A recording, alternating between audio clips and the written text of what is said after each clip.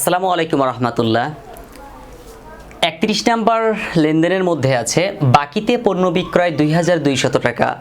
বাকিতে পণ্য বিক্রয় বাকিতে, আচ্ছা আমি 2200 টাকার পণ্য বিক্রি করলাম কিন্তু টাকা এখনো পাইনি, তার মানে যার কাছে বিক্রি করছি সে এখনো টাকা দেয়নি, তার মানে এটাকেই বলা হয় বাকিতে পণ্য বিক্রয়। ওয়েল নাম্বার অন, আমি এই পণ্য বিক্রি করলাম, বিনিময়ে কিন্তু আমার লাভ হয়ে গেল, তাই না? আমার লাভ হয়েছে। তো লাভ হলে কি হয়? আয় বৃদ্ধি পাচ্ছে, আর আয় বৃদ্ধি পেলে ক্রেডিট হয়। সো বিক্রয় হিসাব ক্রেডিট। অ্যান্ড দ্বিতীয়ত, আমি যে বিক্রি করলাম টাকা কি এখন আমার দিছে?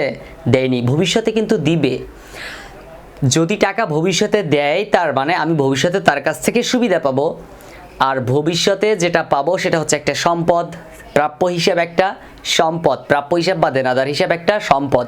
আধুনিক পদ্ধতিতে বলা হয় প্রাপ্য হিসাব এবং সনাতন পদ্ধতিতে বলা হয় দেনাদার হিসাব। ওয়েল, তো এই প্রাপ্য হিসাব ডেবিট হবে, কারণ প্রাপ্য হিসাব একটা সম্পদ, সম্পদ বৃদ্ধি পাচ্ছে এজন্য ডেবিট হবে। অ্যান্ড দ্বিতীয়ত বিক্রয় হিসাব ক্রেডিট, কারণ বিক্রয় করার কারণে আয় বৃদ্ধি পাচ্ছে। তাহলে আমরা সরাসরি জাবেদাটা লিখতে পারি, প্রাপ্য হিসাব ডেবিট 2200 টাকা হবে।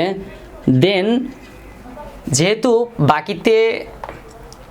বাকিতে বিক্রয় করার কারণে প্রাপ্য হিসাব ডেবিট 2200 টাকা অ্যান্ড বিক্রয় হিসাব ক্রেডিট।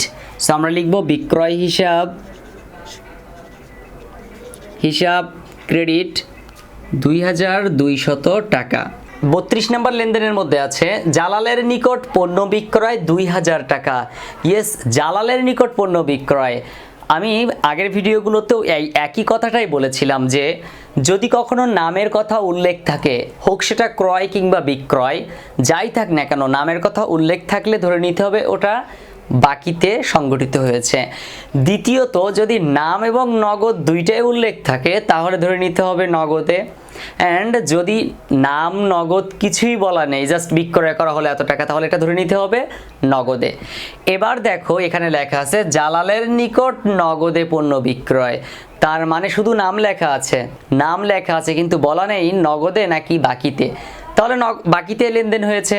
সো আমরা সরাসরি এখানে লিখব প্রাপ্য হিসাব বা প্রাপ্য জালাল হিসাব, প্রাপ্য জালাল হিসাব ডেবিট।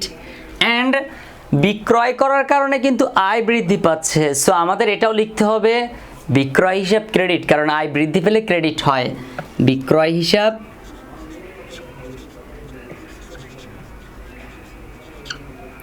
ক্রেডিট। টাকার পরিমাণ হবে 2000 টাকা। 33 নাম্বার লেনদেনের মধ্যে আছে জালালের নিকট নগদে পণ্য বিক্রয়। ইয়েস ভাইয়া, টুইস্টটা পেয়ে গেলাম। সেটা হচ্ছে আগের লেনদেনের মধ্যে কোথাও নগদ টাকার কথা লেখা ছিল না, বাট এইখানে দেখো নগদ টাকার কথা লেখা আছে। ইয়েস, আমরা জানি জাবেদা দাখিলা দিতে গেলে প্রত্যেকটা লেনদেনের কমপক্ষে দুটি পার্ট বের করতে হবে, এবং এই দুটি পার্টই তোমাকে একটা ডেবিট এবং একটা ক্রেডিট নির্ণয় করে দিবে। ইয়েস, তো এই লেনদেনের মাধ্যমে ডেবিট আর ক্রেডিট কিভাবে বের করব? তুমি চিন্তা করো তো, নগদে পণ্য বিক্রি করছো জালালের কাছে, এখানে জালাল গুরুত্বপূর্ণ নাকি নগদ? ইয়েস, নগদ গুরুত্বপূর্ণ। তাহলে প্রতিষ্ঠানের নগদ টাকা বৃদ্ধি পাচ্ছে,